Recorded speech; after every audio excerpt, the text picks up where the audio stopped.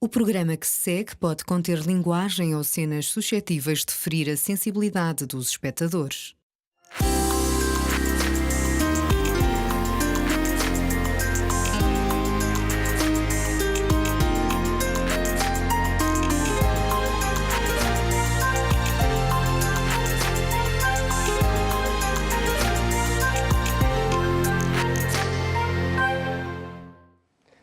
Olá a todos, sejam muito bem-vindos ao Histórias Clínicas. Hoje vou partilhar consigo os meus casos clínicos.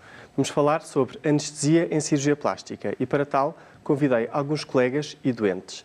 Tenho comigo o Dr. Nuno Fradinho, especialista em cirurgia plástica reconstrutiva e estética, meu colega e amigo com quem trabalho habitualmente, e a Dra. Clara Correia, especialista em anestesiologia, com grande experiência na anestesia no âmbito da cirurgia plástica. Olá, Clara. Olá, Nuno. Sejam muito bem-vindos. Hoje vamos então falar sobre anestesia e a verdade é que para qualquer procedimento cirúrgico é necessário uma equipa que não passa só pelo cirurgião. Envolve outros médicos, nomeadamente os anestesiologistas, mas também outras pessoas não médicas, nomeadamente enfermeiros, auxiliares, e só desta forma é que se consegue realizar de uma forma segura um procedimento cirúrgico. Nuno, nós, como cirurgiões plásticos, acabamos por realizar alguns procedimentos com anestesia local, mas a grande maioria dos procedimentos são feitos com outras técnicas anestésicas, não é? E aqui o anestesista acaba por ter um papel muito importante. Sim, nós costumamos dizer que o anestesista é o nosso melhor amigo, porque a maior parte dos grandes procedimentos, quer sejam médios ou até procedimentos de grande dimensão, necessitam de um profissional completamente e exclusivamente dedicado à técnica anestesiológica, ou seja, que o paciente esteja bem, esteja estável do ponto de vista clínico, do ponto de vista dos seus sinais vitais, com o maior conforto possível, sem dor, e que também é responsável depois pelo acordar, no caso das sedações, anestesias gerais, ou pela recuperação no pós-operatório com analgesia, com poucos sintomas após a cirurgia, como náuseas, vômitos, etc. Se fizermos a analogia aos sistemas de aeronáutica, não é, como um aeroporto, que são também áreas em que são de alta eficiência e impropenso ao erro, em que não pode haver erro, o bloco operatório também funciona assim. O piloto não pode estar preocupado com o tráfego aéreo. Existe um controlador de tráfego aéreo que lhe diz se pode descolar, quando é que pode descolar, qual é a direção, qual é que é a rota.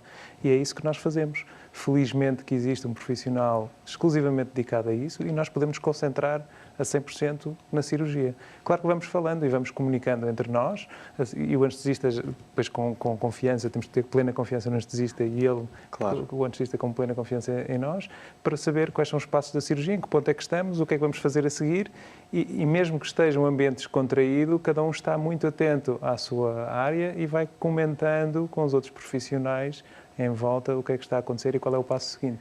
E, portanto, o anestesista acaba por ter aqui um papel muito importante que provavelmente a maioria das pessoas não tem esta ideia, não é? Fala-se muito na cirurgia, cirurgião, mas a coisa não funciona assim, não é, Clara? A verdade é que, muitas vezes, quando falamos em anestesia e em procedimentos cirúrgicos, muitas vezes os doentes têm mais medo da anestesia do que propriamente do procedimento cirúrgico, não é? Não tens essa ideia? Tenho, é verdade. Infelizmente é um comentário que eu ouço com muita frequência. Doutora, eu tenho imenso medo da anestesia e da cirurgia isso não se verifica. Eu penso que isto se prende um bocadinho com alguns mitos e muito pouca informação que ainda existe sobre aquilo que nós fazemos enquanto anestesistas, como é que se processa a anestesia e qual é o nosso papel no bloco. E, de facto, é verdade, é muito frequente ouvir comentários como tenho imenso medo de acordar a meio do procedimento, ouvir ou sentir alguma coisa. Ou então, tenho muito medo de não acordar no final da cirurgia. Claro, são perguntas estas que são, de facto, muito, muito frequentes. E cabe-nos a nós, anestesistas, conversar com o doente, tranquilizá-lo, explicar-se que, de facto, é um processo que não é assim tão arriscado quanto isso. Aliás, é extremamente seguro nos dias atuais e que não é justificado toda essa preocupação. E, portanto, todos estes mitos devem ser desmistificados, não é? Exatamente. Porque, hoje em dia, então, a anestesia é segura. É muito segura, é muito segura. O risco global de um doente a ser anestesiado, em termos de morbilidade, de mortalidade, é baixíssimo. Obviamente que o risco vai variar com uma série de fatores, que não se prendem só com a técnica anestésica. Obviamente que há riscos, falaremos disso depois, das anestesias gerais, das anestesias regionais, mas não são só esses riscos da própria técnica anestésica. A própria cirurgia, se for mais extensa, mais agressiva, obviamente também vai condicionar uma anestesia também mais prolongada e eventualmente com técnicas de monitorização que também serão mais invasivas e também poderão levar a mais complicações. Mas um dos fatores que também é fundamental quando falamos de risco em anestesia é o doente que nós temos para anestesiar. Se pensarmos que realizamos um procedimento, por exemplo, que demora 1 hora, numa doente jovem, sem qualquer patologia associada, sem qualquer doença, será com certeza muito menos arriscado, com risco mínimo quase inexistente, não será inexistente, mas muito, muito baixo.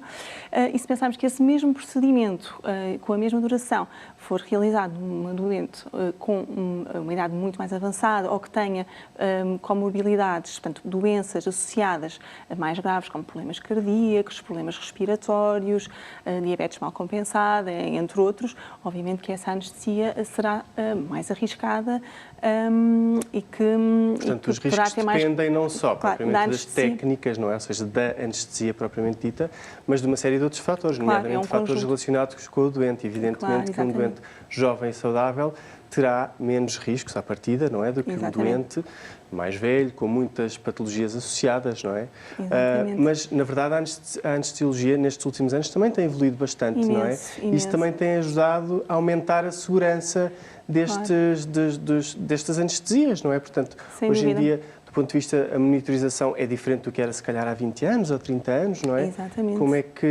O que é que é importante durante o processo anestésico termos em conta, vocês como anestesistas, evidentemente? Claro. Primeiro que tudo, a preparação. O anestesista conhecer o seu doente, conhecer que tipo de patologia que o doente tem, ou seja, quais vão ser as especificidades daquele doente em termos de necessidades, não só no intraoperatório como no pós-operatório.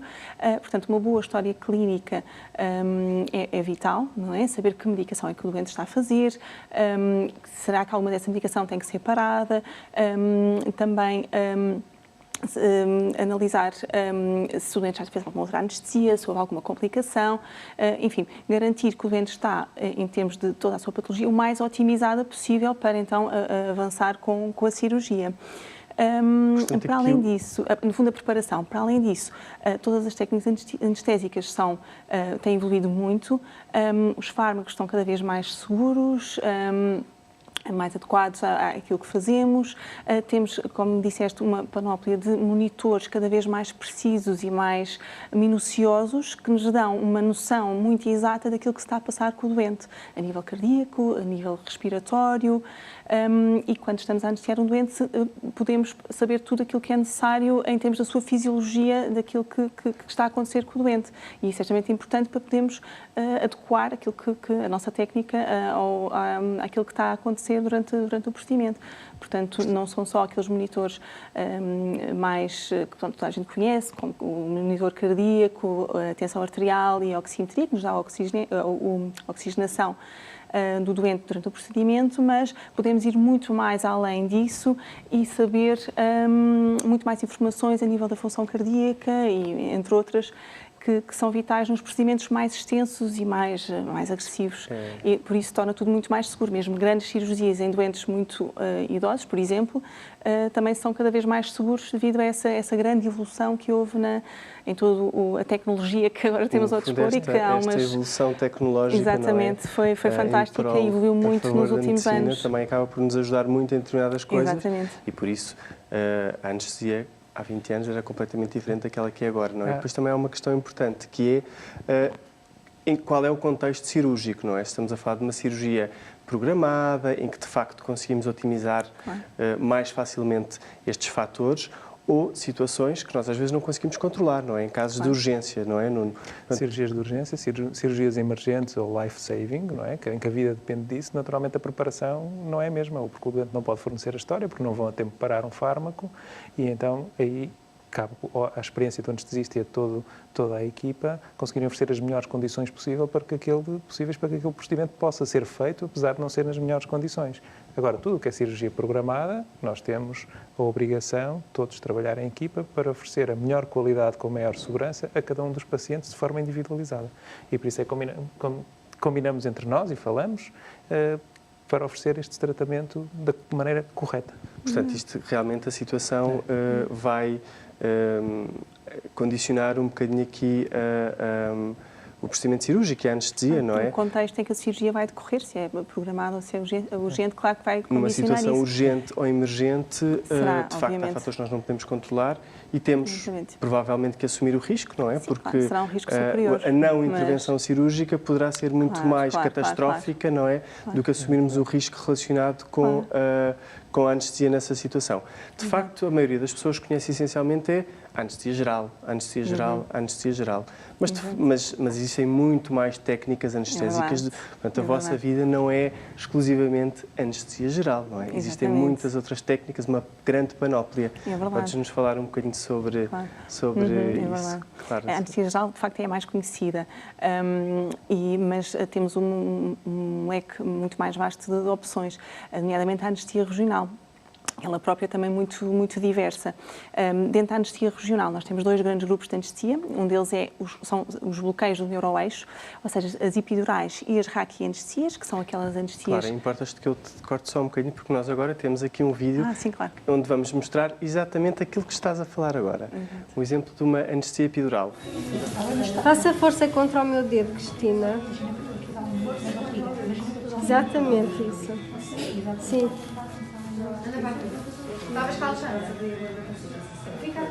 Cristina, vou dar uma piquinha, está bem? Dose teste de serra. Se não estiver bem, elas começam a reclamar consigo. Não se preocupe.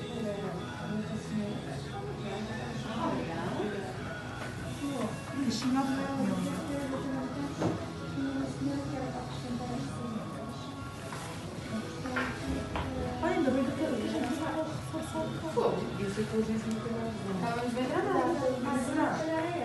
Ela vai sentir uma pressão.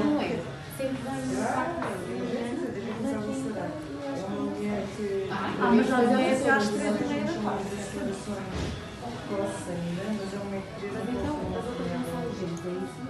Há uma que ainda não consulta. Não fala uma almoçar antes dela vir. Não percebo. Se podemos comer. Pronto, agora falta saber. Há uma da consulta que o faz. Mal esta semana, mal esta semana.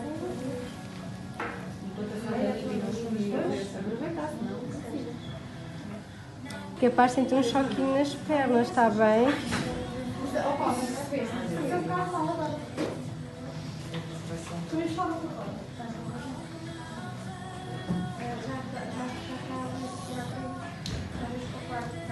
Eu já vou injetar o medicamento daqui um pouquinho, está bem?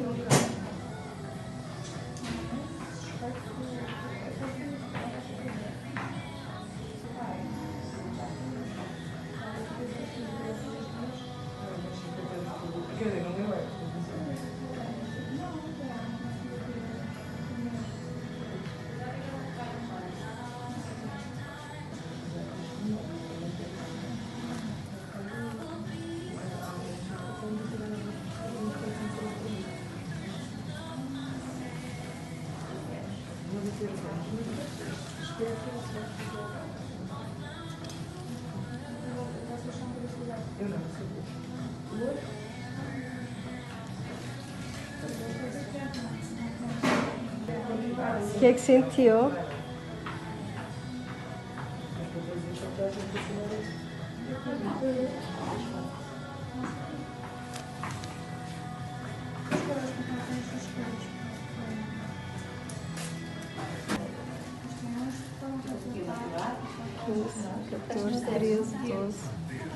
Era para ficar nos 9.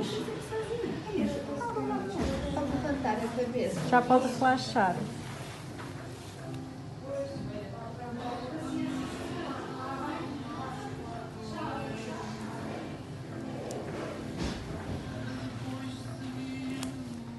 Na sequência deste vídeo temos a nossa próxima convidada, a Sara Vilhinha, que foi submetida a esta técnica anestésica. Olá, Sara, é um Olá. prazer tê-la aqui connosco. Antes de falarmos um bocadinho sobre a sua experiência, eu gostava só que a doutora Clara nos explicasse um bocadinho o que é que nós acabámos de ver. Esta técnica que acabámos de ver combina os dois tipos de bloqueio do neuroeixo. É o que chamamos uma sequencial. Combina a epidural com a raquianestesia, ou bloqueio subaracnoideu. Aqui o que vimos durante este vídeo foi um colega meu de anestesia a fazer inicialmente a anestesia local da pele e dos tecidos através dos quais vão passar a agulha de epidural. Foi aquela primeira picadinha que nós vimos. Após essa zona estar anestesiada, o colega colocou a agulha de epidural e procedeu à pesquisa do espaço epidural, com uma seringa e com aquela agulha que estava marcada com a medida, exatamente. Uma vez encontrado o espaço epidural, em vez de administrarmos fármacos nesse espaço ou colocarmos o catéter epidural, o colega procedeu ao raquianestesia, introduzindo uma outra agulha através da agulha de epidural e administrou o anestésico local diretamente do líquido no espaço. Exatamente, o anestésico local, da seringa mais pequena. Exato. Depois, feita a raquianestesia, o colega retirou a agulha de raquia e introduziu o catéter epidural. Vai ficar no espaço epidural e vai permitir administrar mais anestésico, mais medicação, neste caso para o pós-operatório. Isto tratava-se de uma cirurgia de uma cesariana, não é uma cirurgia muito prolongada, portanto o efeito da raquianestesia é suficiente e este catéter foi posto para conforto da doente após a cirurgia terminar. Claro, exatamente. Nos permite também administrar posteriormente. Exatamente, que é uma das vantagens da anestesia epidural. Para além do facto da doente não ter que estar ventilada, não ter que fazer uma anestesia geral, e neste caso particular, poder ver o seu bebê logo após o nascimento, permite também, através do catéter epidural, administrar mais medicação, uma menor concentração, uma menor dose, só para tirar a dor, só uma dose analgésica, de forma a que fique muito confortável, exatamente, sem dor e que possa... do procedimento cirúrgico, não é? Exatamente. Sara, a Sara foi submetida a uma abdominoplastia com lipoaspiração, não é? E foi submetida também a esta técnica anestésica. Fala-nos um bocadinho sobre... Tinha receios relativamente à anestesia? Fala-nos um bocadinho qual é que foi a sua experiência deste procedimento. Bem, eu pessoalmente já precisei utilizar a técnica da... Epidural, sim. A técnica da epidural 3 vezes, porque foi 2 partos e agora a abdominoplastia. A segunda não correu assim muito bem.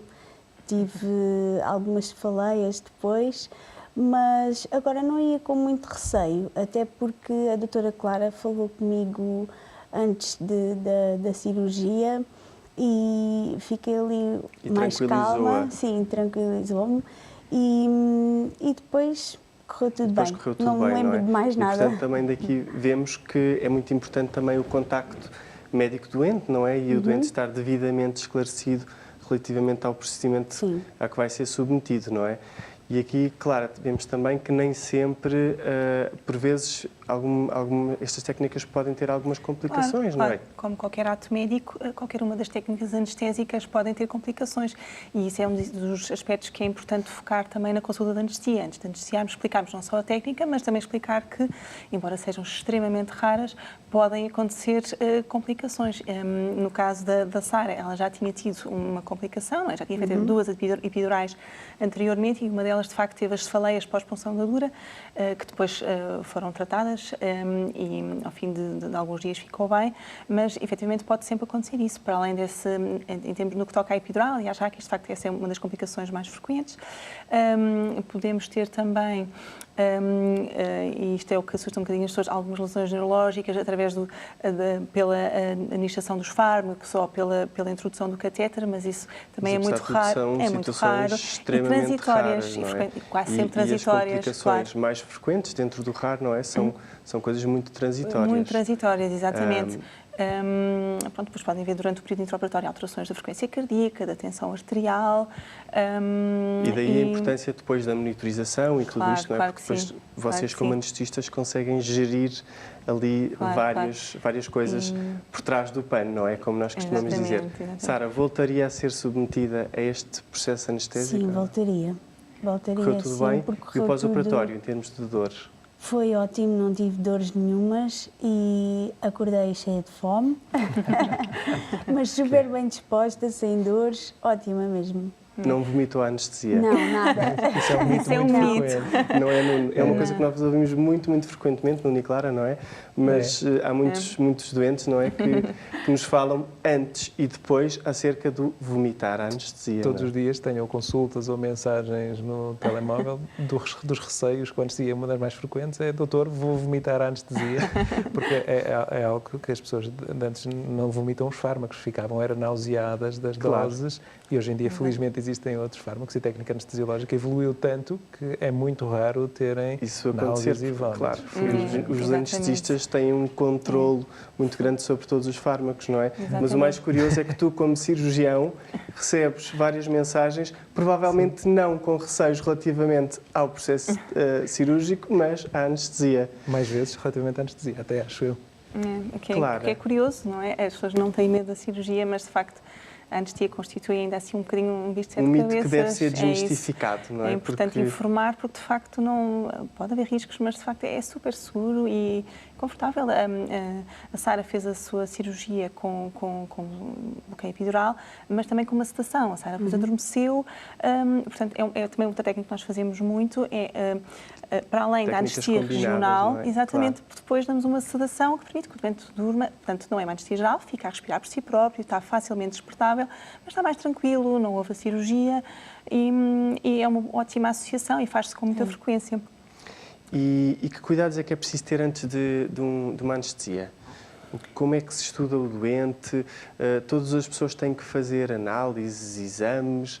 Nem todos? Como é que funciona tudo isto? Embora não seja mandatório e as guidelines não obriguem a que todos os doentes façam análise, eletrocardiograma, raio-x, nós muito frequentemente fazemos, não é? Para garantir só que não há anemias, que não há alterações da coagulação e preferimos fazer de facto análise, pelo menos análise e o eletrocardiograma. A questão da segurança é o mais importante. Exato, são não é? exames Porque, no que não são invasivos e que o eletrocardiograma também não tem consequências nenhumas, portanto nós preferimos fazer sempre pelo menos esses dois exames.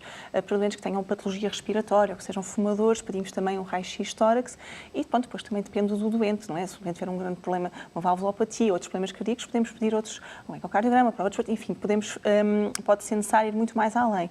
Mas habitualmente análises, eletrocardiograma, eventualmente o raio-x, são aqueles exames que são necessários. Mais importante que os exames é, como referi anteriormente, a consulta com o anestesista, para que o anestesista conheça muito bem o seu doente e planeie bem a anestesia e a DECU, faça as recomendações adequadas. Por exemplo, um doente que seja hipertenso, é fundamental que faça a medicação, que a sua tensão esteja estável para evitar que no período intraoperatório haja grande variabilidade.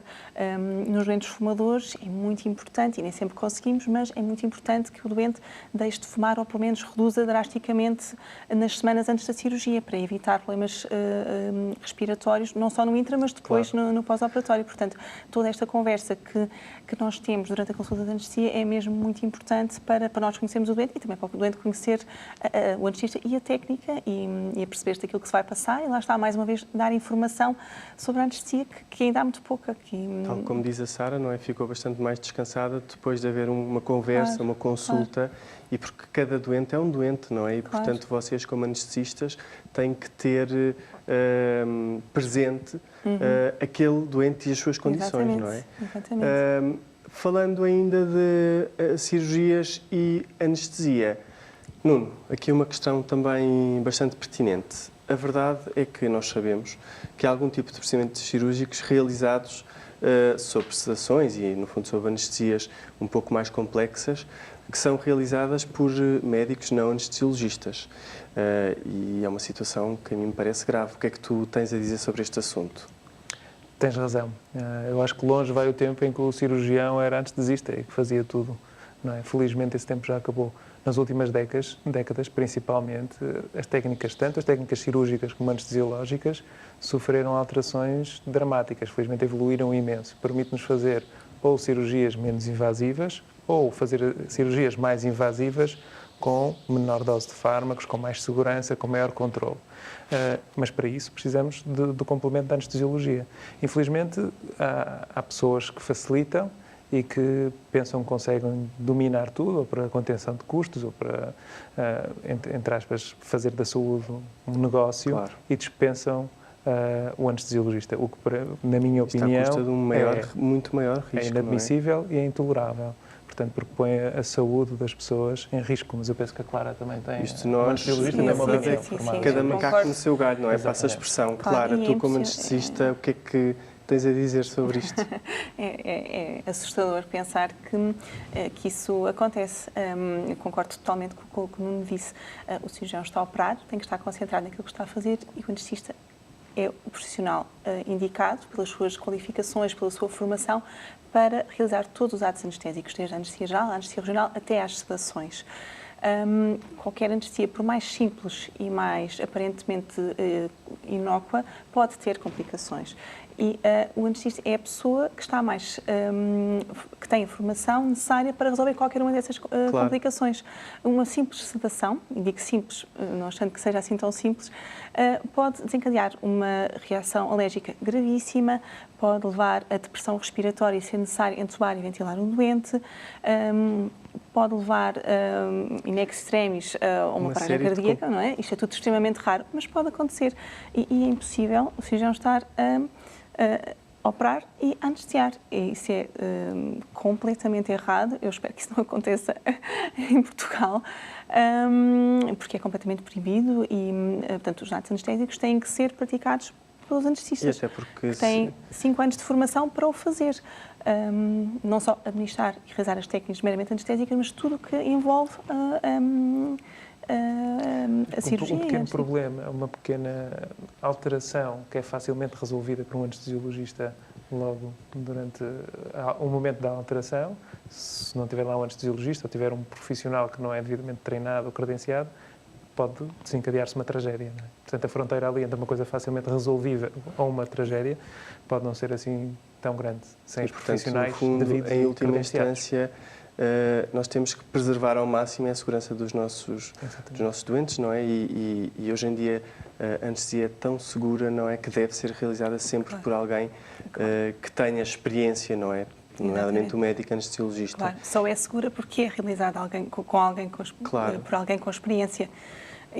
Claro, e por isso, como diz o Nuno, há muitos anos havia provavelmente muitos cirurgiões a fazer anestesias, mas hoje em dia isso não, há muitos Ninguém pensa mas hoje em dia não faz sentido, não é? Quer dizer, pelo menos não para nós que trabalhamos de uma forma muito mais atual, não é? Ninguém pensa em embarcar num avião sabendo que não há torre aérea, não há torre de controle para coordenar a aterragem. É a mesma coisa, é exatamente isso. Agora, eu despeço-me da Sara. Muito obrigado pela sua presença. Ainda bem que correu tudo bem e que não teve medo. Espero que tenhamos conseguido desmistificar aqui alguns mitos. E agora vamos para o intervalo e voltaremos após uma pequena pausa.